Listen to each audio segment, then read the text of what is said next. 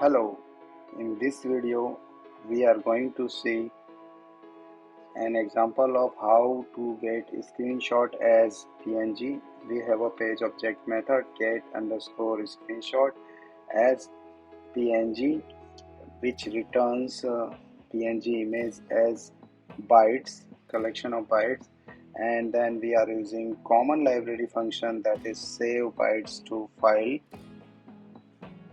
to save bytes to file as .png extension. So let's run the program. Test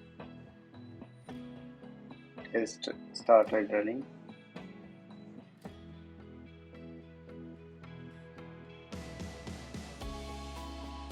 Browser instance created and tagging screenshot as PNG.